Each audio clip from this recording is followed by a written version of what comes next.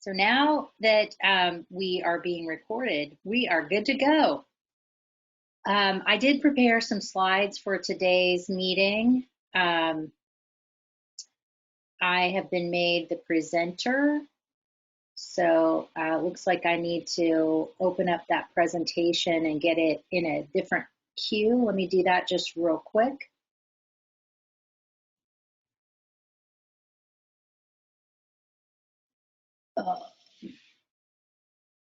Give me a quick second here.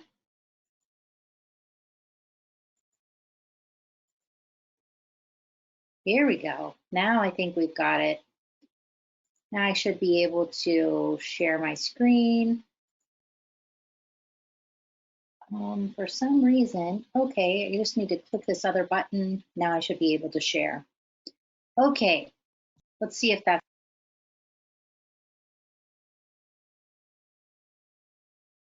I just made you an organizer, Angela. So if you were having any problems with permissions, so when you close out, make sure that you don't end the meeting. So you Okay. can happy click us all right out of here. So be careful with the power. Okay, great.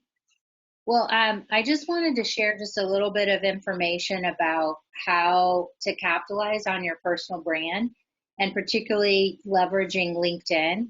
So you've got my contact information here. I'll also share it. I'll also share it at the end. I really think that, I mean, this is just one of the favorite concepts that I try to get by to people. It's so easy for us to undervalue who we are and to overvalue who we're not. There's only one of us. There's one of you, there's one of me, and that really is your superpower. So in your personal branding, you want to leverage and play upon that value of your true superpower, the one and only you. So I'm going to start with this as an example, a little bit about me, to be thinking about your own life path. But I grew up in Western Kansas. I was valedictorian of my high school class of 72 people. This is where words matter, right? I can still wear the title, even though it was a very small group of people, but it does convey information about who I am. I'm a case stater. For a lot of people, that conveys a lot of information about whether I'm in or whether I'm out of their group of influence. I started out in the banking industry, then I moved to the tax and compliance industry, and then I moved to the bioscience industry. And those two are ways that I can connect with people and we can start to feel some sort of maybe commonality because we might have some of those life experiences together. Now I'm a coach and a fractional professional. I don't know how people feel on this call about the word fractional, but people seem to have a love-hate relationship with it. Some people love it and other people don't. But what it really means for me is that I'm able to work part-time for one or more clients in my executive role. So I help companies grow and I coach executives on how to be the best version of themselves. And that has really become my why. It's really what I feel like is really part of my purpose. I'm also a caregiver to an aging loved one. That's my mom. I'm Gigi to 4 grandkids. I'm mom of 3 girls. I'm the wife of Jim. And I'm also all of these other things, a golfer, a volunteer, a sewist, and a doer. So depending on where I am, and some people have different philosophies about how you should make posts on LinkedIn, I'll come back to this, like these words. For me, I've chosen just a few roles, and some people say it's either 3 or 4 pillars about what you should post on LinkedIn, 1 or 2 professional and 1 or 2 personal. And I'll come back to that because I spend a lot of my time on those pillars when I'm posting on LinkedIn. So I borrowed this slide from Mark and Brendan from Freeway to Fractional because I think it really speaks a lot to the plan and then the path. So when you look back at what your path, go ahead, Brendan. Your slide isn't advancing. Oh, Let's see if that worked. We're seeing the brand yourself, capitalizing on your personal brand. Well, that is just not what I want you to be seeing. Can you hit the slideshow Let's see. icon at the very top?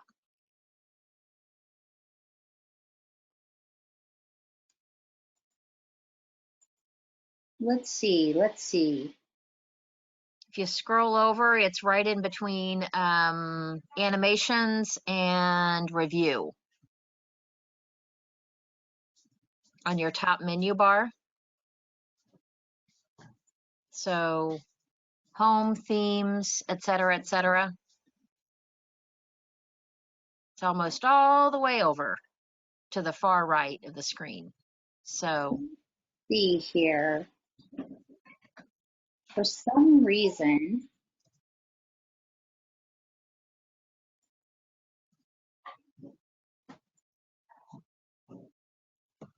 it says that you're seeing it, but for some reason, it is not advancing. would you like for me to pull it up? I would like that very much. Okie dokie. That's why you sent it to me, isn't it? Because that is the benefit of technology when it works the way that it's supposed to, which is very rare in my. Okay, so we'll do a screen share. We're going to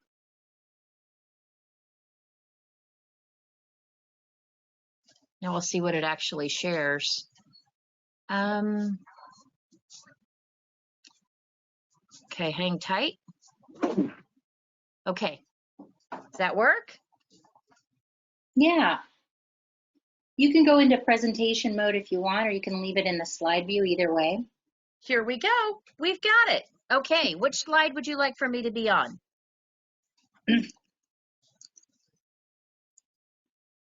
I would like for you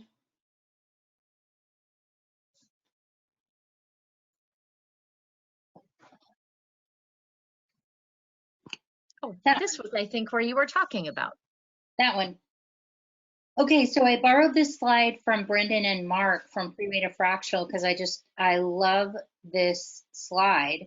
It's a little bit about, how, I don't know, I don't know if you guys have seen the iceberg slide about, what you see is the top of the iceberg, what you don't see is everything underneath that's keeping you afloat. This is a little bit like that in terms of visualization. It may look like there's a straight path to get where you're going or how you got to where you are, but my path certainly wasn't that way. And this is a little bit closer to what reality looked like for me. And I've got a little exercise I'd like to take us on for you to spend just a few minutes about what your path is. So on the next slide, I want you to take out a piece of paper and draw a line across the middle of it. Just kind of horizontal line with an arrow at the right end. And I want you to think of the very far left side of the line as the beginning of time where you remember. And the very far right side of the line is where you are now. And above the line is things that you remember that were favorable. And the things below the line are things that maybe weren't as pleasant for you. I don't want this to be triggering for anybody. So if this is something that you're concerned about, like going back to those times that maybe weren't so great, maybe don't go on the bottom side of the line. But I'll show you what mine looks like. You go up, plug those spots. You go down, plug those spots. You kind of think about your life in terms of, decades or the first half of your life, the last half of your life, however you want to do it. But once you get those dots plotted on your line, then you sort of connect the lines. And you're going to see a lot of up and down, up and down. It's definitely not a straight path. And I don't know, on balance, if mine is more on the upside or on the downside. I just know that there's a lot of movement. And so the reason why I think this exercise is helpful is because it kind of gives you a little bit of information about what are your superpowers. And on the next slide, I think we start to look at what some of those things, some of those categories that you might use to talk about in your LinkedIn profile related to these ups and downs on your chart. On the, I don't know if you guys can see on my chart, but if you go to the very top of one of these points in your life, those are usually the best times of your life. And there were people that were there with you. They were people who were either at your work or who helped you get there. Those are the people that you might want to reach out to start getting some feedback about what's going on in your industry right now, what's going on in their life right now, what they might be interested in finding out about you and what you're doing at this inflection point in your own life. So it's a way for you to use a point in time in your own past history and to relate that to other people in your journey at this point in your life. You might also look at some of the down points in your life, like maybe down here. And there are a lot of things that led you to get to whatever that point was. At least that's been my experience. I can rehash those experiences. Maybe that's not as helpful as what came after that. What came after those down points in your life is an upswing. And typically in the upswing is where I find my superpowers. I find that I usually did something and someone helped me to leverage something in my own life to get me out of that down part into an up part. And those people in my life are also critical and important people for me to think about when I'm trying to brand myself, because they're the people that brought out maybe the best parts of me that helped me get from the lower points to a higher point.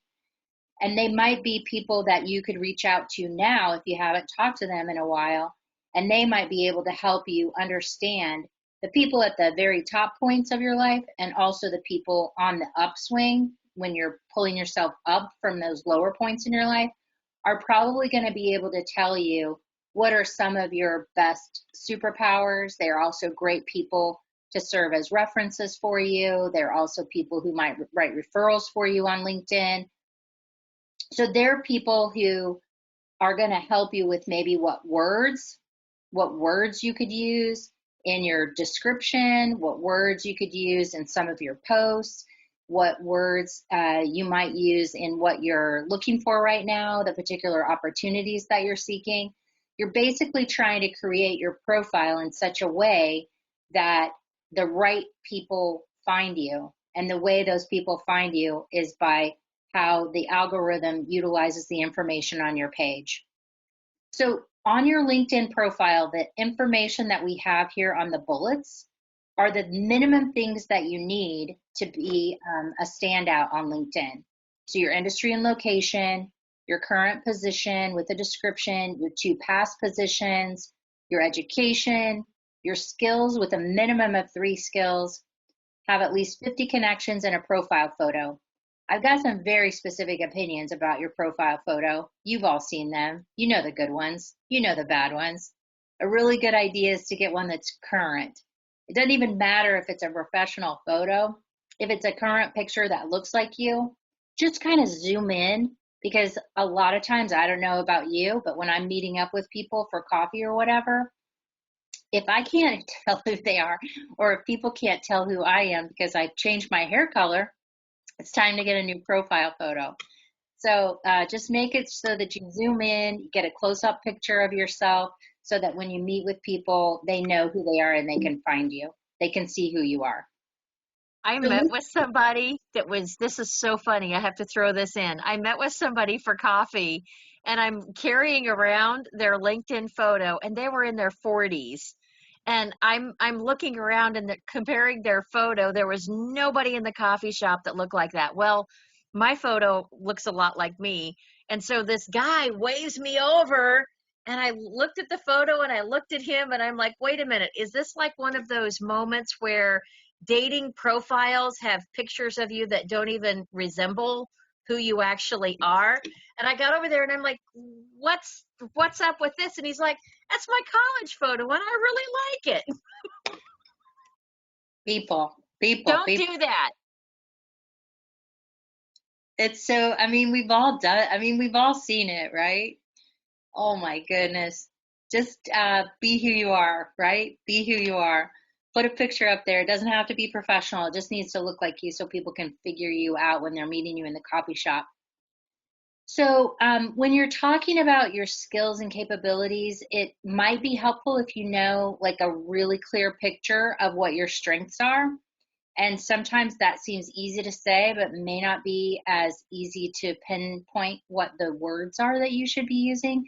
So that's where it helps to go back to those people, the people close to the top points, and the people on your upswings, on your line. Find those people. They're going to help you tell what your strengths are. Or you can use something like this Clifton Strengths Finder. This was way back in, I don't know, this was probably in the early 2000s. I was working for a great company called ADP. They invested in the Clifton Strengths Finder for me and all of our team. It was transformational for me. Just this whole philosophy about knowing what you're naturally good at. And the idea is to get better at what you're naturally good at instead of trying to be good at everything. Just try to get better at what you're naturally good at. That was transformational in my work. So I'm an achiever, I'm a relator, I'm a maximizer, I'm strategic, I'm futuristic. And every time since then, when I've looked at new jobs or new roles, I go back to this and I look at the job description of what my new role or job is going to be, or the one that somebody has introduced me to, or the one that I'm being hired to do as a consultant. And if it has some aspects of these strengths, I know that I'm probably going to be kind of in my sweet spot or a little bit closer to my sweet spot than I would be if I were doing something that maybe had to do with, things that weren't at all related to what my natural strengths are. So that's just an idea. I put a link in there if you want to go there. I don't get paid by Gallup or StrengthsFinder or Clifton or anything. I just think it's helpful, so that's why I'm sharing it. There are other ways to figure out what your strengths are. One of the best ways, like I said before, is to talk to people who were there with you when you did some of your best stuff, people that you worked with that you love, bosses that you love, people that got you. So anyway, we'll move on from there. I just think it's really, really helpful. Use those words to help describe you. On LinkedIn, there's this thing called all-star status. There's all-star and beyond. Their algorithms are constantly changing. I really think it's a great idea anytime that you have some kind of a pivot in your work focus or a pivot in your personal life, that you go in and update your LinkedIn profile, the fresh information, maybe change some words. We've all been, very aware of language and changes in language over the last few years with the global pandemic and some of the other things that have happened. So it's a good idea to go back and just freshen it up, make sure that the words you're using are a true reflection of who you are now. We talk a little bit about your headshot, your background photo. I've noticed in the chat box that a lot of people have customized their LinkedIn extension. So that's after the linkedin.com/in. That's your address for how to get to you. Otherwise, it's going to be your first name, last name, and then a bunch of letters. It just makes it a little bit harder to find you. So customizing your LinkedIn. Revising your summary to be very clear and succinct about what it is that you're looking for or what you want people to know about you. Leveraging on your experience and making sure that that experience is actually conveying the value that you bring as an employee or as a consultant or as a fractional to the people who are going to hire you. Look at your education, your volunteer, your skills and endorsements, your recommendations. And this last little point here is about going live. My advice is when you're updating your LinkedIn profile to go in and turn notifications off at the beginning of making all of these changes. And then before you make your very last change, you can turn the notifications back on. Otherwise, every time you make a change to your profile, it'll send an announcement out to your network, and that may not be your desired intent. So if you're like me, sometimes you change things more than once. You want to see what it looks like, and then maybe you make some more tweaks and changes. So it's not necessarily that you want to have an announcement going out in the meantime while you're making those changes. So on the next slide is my email address. And if you want, I've come up with a little workbook. I'd be happy to send it to you. You connect with me on LinkedIn or send me an email at akreps.me@gmail.com, and I'll send you my little workbook.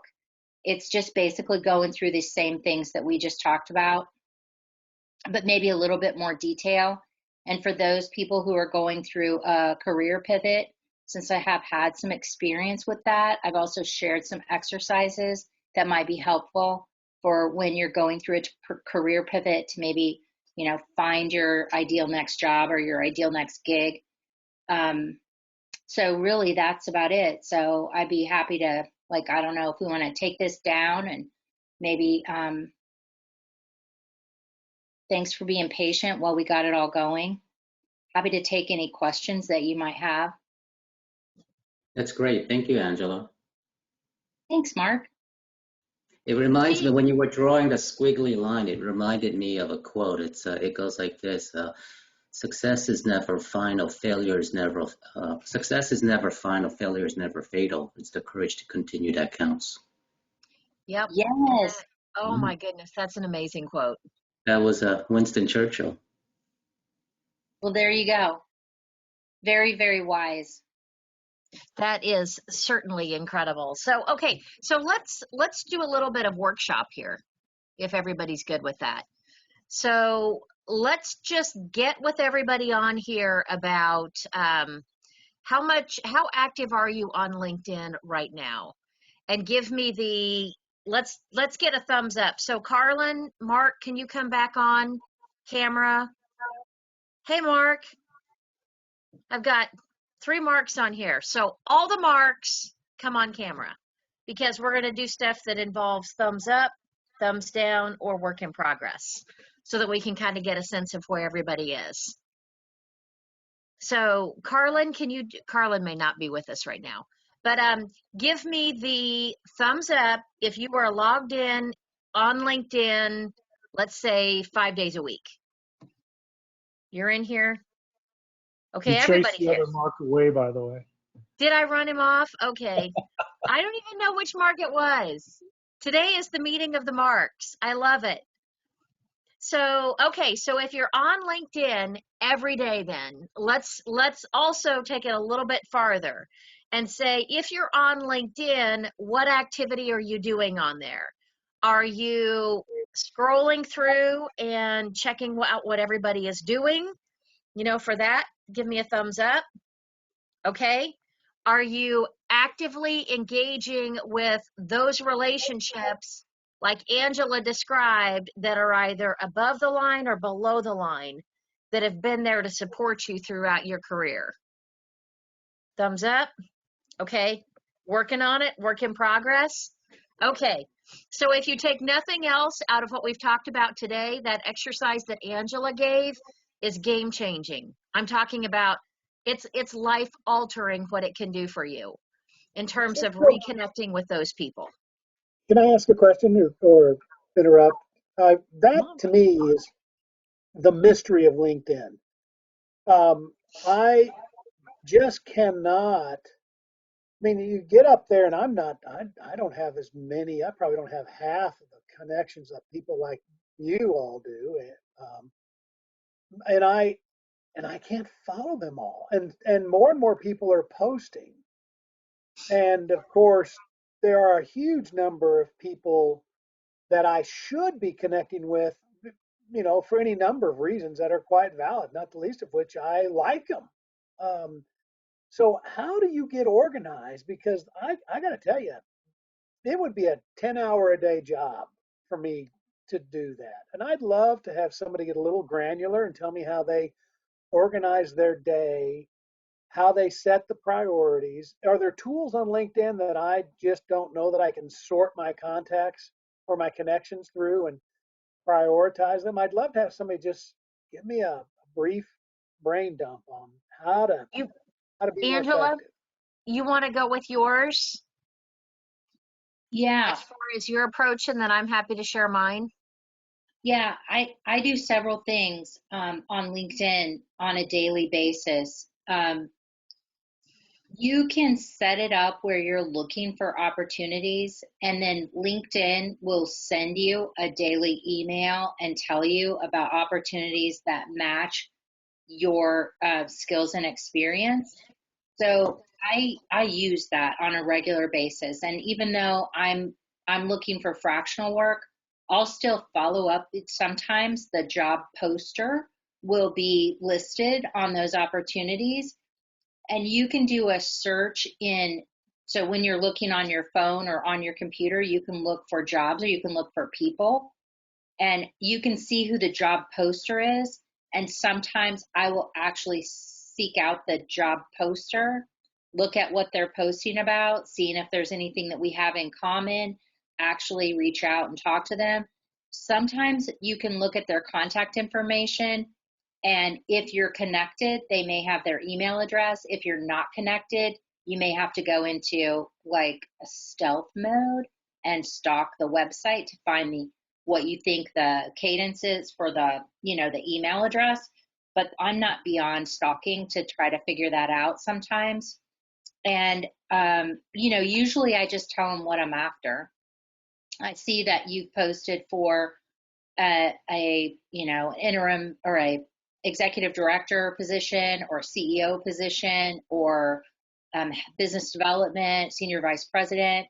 So I'll usually just say, I'm a fractional. I do that. You can see my past experience.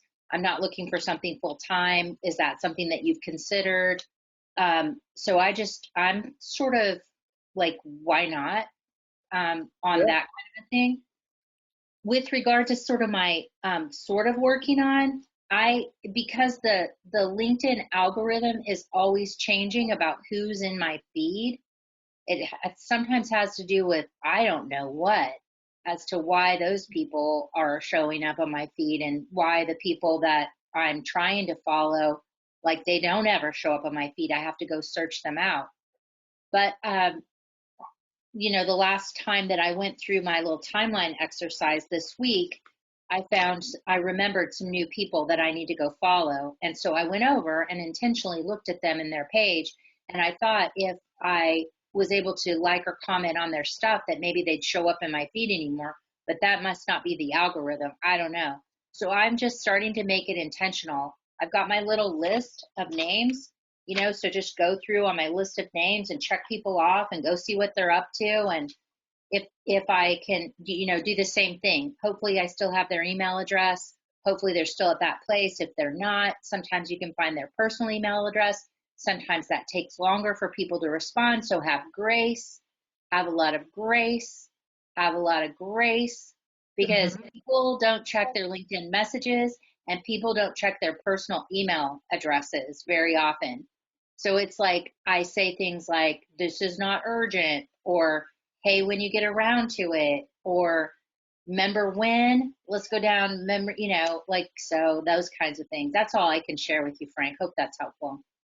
Oh, that's very helpful. I appreciate that. Thank you. So the perspective that I have taken on this is I have a tendency to look at this with a lot of intention behind what I'm doing. So I make my list of my top relationships that I want to engage with.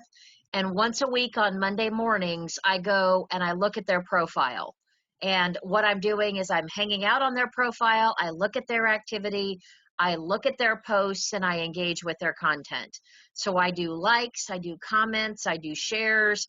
I do a lot of interaction with their profile. It takes about 3 weeks for me. And then at the end of the 3 weeks, then all of a sudden it seems as if their content is interspersed with my content. They're showing up in my feed, but it does take a lot of work for it to do it. But it's funny how as soon as they start interacting with my content, normally if somebody's popping up in my feed, it's because they've started interacting with my content in some way, shape, or form. And normally it's because it may be somebody I worked with 10 years ago that is now all of a sudden popped back up. I mean, I've got a brand new client that is a salesperson that works with a sales leader that was in one of my courses 11 years ago. And she just popped back up. She's on my email list. She went and checked out my profile on LinkedIn because I'm pushing content out via LinkedIn. That's where I'm posting all of my blogs. And so that's where a lot of what is happening right now. LinkedIn is really pushing you to share content. So if you're posting content, they're giving opportunities for you to have the newsletter functionality. They're giving you all kinds of extra publicity. Like the way the newsletters work, it's pretty doggone cool because they push out an invitation to your network that you're engaged with on LinkedIn when you start sharing content regularly and you're in creator mode. So I will tell you that there are little tricks that I'm learning, that it's posting consistently, it's getting people interacting with your content as far as having conversations, it's creating something that people are talking about with likes, comments, or shares, and then it's posting more long form, and they love, love, love video. So see Lori and Dave for that one. That's really helpful. I appreciate that. And particularly I had had creator mode on for a little bit, and then I turned it off for some reason. I don't know why I turned it off. Turn it back on. There's really not a lot of downsides to having it off. Yeah. Or not a lot of upsides to having it off. I also appreciated what you both were saying about being a bit more organized and, sort of having a cadence. I think Angela said the cadence word, but, I tend to probably spend too much time on LinkedIn, and it's not. I'm not feeling terribly productive while I'm there. So anyway, I won't dominate the conversation, but very helpful to hear you both speak. Thank you. But Frank, I would tell you that I spend like 20 minutes in the morning and 20 minutes in the afternoon going through my notifications, and I like people that I like, share some things, and that's basically keeps me in the mix. And most of my work, somebody's checked me out. I've been referred, but somebody's checked me out on LinkedIn, and it usually comes from my connections seeing that I'm active in LinkedIn. And if you do enough posting and liking and stuff, people see you and you keep top of mind with them. So I'm not quite as scientific as Brendan and Angela, but it seems to work. That's great. Thanks. It really does. And thanks for coming, Mark. It was good to see you. See you soon. So I'll tell you that, and it's really interesting when I talk about video and how video works. One of my clients does water gardens, and they post like a short snippet of a water garden. It's like 10 seconds, but it's a Zen loop of just falling water that, it loops and repeats so that it just keeps going and going. And they end up with so much playtime on that particular video because it's beautiful. It's kind of a relaxing moment and people slow their scroll as they're going past it, and they really reward that. This guy that's sharing this content ends up with thousands of views on his post because it's just something that is just relaxing, it's refreshing, and they're rewarding video. So the biggest thing is post video. And Frank, you were working on that, and good for you for doing it. Keep it up, because I'll tell you that the majority of my contacts that are doing regular video on LinkedIn, I mean, it's through the roof with what you get out of it. So get hooked up with Dave down there, who'll give you the Here's how you do a YouTube short, or here's how you're going to do a 60-second or less, snippet that is not a commercial. So you don't want to do commercials. It needs to be something that adds value, that's engaging, that's funny. There's a reason TikTok is huge. Holy cow. If you've got a topic that you can talk about with like a TikTok reel, I mean, you can break the interwebs with that one. But I haven't figured it out. I've just got, my puppies and my kittens that I normally bring into the conversation. That's great. So does anyone have any other questions? This was a fun conversation. Everybody good? Okay, well then let's talk about what you took out of today. Because the whole point of coming together for conversations is to get ideas, to connect with people, and to make your life better. That's why Mark and I do it. So, based on what Angela shared with you today, what are you going to do with it? So, Lori and Dave, how about let's hear from Ditto Man first, because he's been really quiet. And then we'll hear from Lori, and then we'll work our way around. That's why I do video. I'm only allotted so many words. So what I would say that I got from this is the LinkedIn updating the profile. I haven't touched my profile since I put it together the first time. So now I'm going to need to update it. And we expect to see a lot of video from you, Ditto Dave. Got to come up with them. I will do it.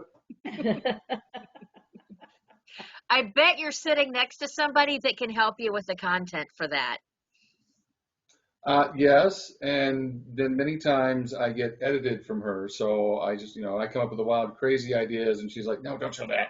So I have to come back and forth. Because I don't know if you've ever looked at my picture on LinkedIn. It is, it's this. This is me doing on that picture. So I need to update that picture also. Although I like that picture. Well, I do too. I can tell you that there's a functionality in my AI writing software that's called bad marketing ideas. And I have to tell you, that thing is so fun to play with, where you just put things in there and then it comes off with some real oddball solutions that you then sit there and think about, that just might work. So all I'm saying, maybe there's something to the... Yeah, is that Chat GPT? No, it's actually Jasper.ai. Okay. It's very, very cool. So it's based on Chat GPT, the latest version of it, only it is a marketing specific software that you can go in. Like if you've noticed, my LinkedIn posts are actually on point now. Yeah, that's because Jasper is helping me. It does 80% of the post. I do 20%, but instead of it taking me 3 hours to do my copy for the week, it now takes me like 45 minutes. Okay. So it's a very cool, and it's unlimited words now, so I can actually use it for client work too. So there's the commercial for Jasper.ai. So Jasper, you can feel free to send boatloads of money our way based on this conversation going viral on LinkedIn. Yes. All right, Lori, what are you taking out of today? I think I need to do, we are Strength Finders fans, definitely. And I felt like it was probably the most valuable understanding of your personality of all the different tests we've all taken over the last 30 years, right? But I think that I've heard people say, update it, do it again. Do it again. Yeah, I think the last time I did this was, 2017 or something of that nature. It's we should probably do it again and revisit that. Yep, absolutely. Awesome. Well, Well, Angela, Carlin, pardon? our youngest will need to, when he gets out of the Corps, he'll need to go to K-State. That's how we got through the first Strength Finders. Was Adam went there, and the school provided that for us. Our first opportunity. Yeah, it was very cool. Well, it's very cool. All you have to do is, if you buy the book, And then once you buy the book, then you go inside and there's like a little tag inside that has a code, and you put the code in, and then you can take the test. So yeah, see if it works again. Try it again. Maybe it'll do it again. Yeah. We'll have to. I don't know. Valid for one use only. Oh, well. Okay. New book. I bet if you buy the book on Amazon, you can probably find it pretty inexpensive. And there you go again. You can go for it. All right, And then Carlin, there's the follow-up. how full is your bucket? Mm-hmm. That's kind of cool. My That's a good favorite one that I've read lately has been 2 Weeks Notice by Amy Porterfield. So if everybody's, sharing their favorite books, that's one of my favorites right now. So, okay, did we lose Carlin? Is Carlin back with us? I'd love to hear if he heard our presentation and wants to share what he's taken away. He's still a little quiet. All right, Frank, what about you? What gem are you taking out of today that you're going to take action on? I'm going to, well, two things. One is I'm also going to do the Strengths Finder. I think that's really valuable, but also get more organized. I thought Angela's whole presentation was really, really valuable, and identifying those people who have helped me when I needed help, Angela being one of them, and um, really making a better commitment to setting those priorities and be more organized in my approach to how I again engage with people on LinkedIn. Was all those were very helpful. Very cool. Well, if you want to get really structured with that approach, we have a framework and a roadmap that guides you through it. And actually, that exercise of Angela's is one that we're adding into the program because it is so incredibly helpful in preparing you for what we call the focus group of one interviews. So Outstanding. I just had to give a little nudge there. That's okay. You said you needed a little push every now and then. Oh, hey, I appreciate it. I need lots of pushing, so that's good. Thank you. You're in the right place. Okay, Yeah. so Mark, what are you taking out of today that you're going to take action on? Hey, Frank, I got a question. Did you get a hold of Jim? Did you guys hook up? For the insurance? Yeah. Yeah, no, I reached out to him and have heard back. So he's actually on my to-do list. Okay, well, We'll shouldn't be nudge on him. your to-do list. He's the salesman. I'll harass him. We'll give him a nudge. Anyway, that's neither here nor there. I need to update my profile. That's all. I mean, I just got a new certification last week that has to be added, and change a little bit of my verbiage so that it's really clear what I'm focusing on. And I think that's going to take multiple tranches, but I'll get there. Be good. Very exciting. All right. Okay, Angela. Well, I'm going to work on actually using, I'm going to challenge myself to get a few more of the contacts on my list. So I've got a running list of about 10 people a week. This is my list from this week. But I think it might not be a bad idea for me to do something along the lines of what you're doing with like multiple engagements over the course of not just that 1 week. Maybe I need to do it 3 weeks in a row. I do have a benchmark of 135 profile views a week. That's sort of where that's like I want to get above that. And I think that what you're saying, that might help with creating more visibility. So yes. Yeah, I'll tell you the other thing that has been absolutely huge for me is creating a company page. There is the coolest Social Media Examiner has a YouTube channel that is absolutely incredible. And it's like there's a master class in there on LinkedIn marketing. And there's just some amazing tips and insight there. So if you haven't checked that out, go check it out because it's way cool. So awesome.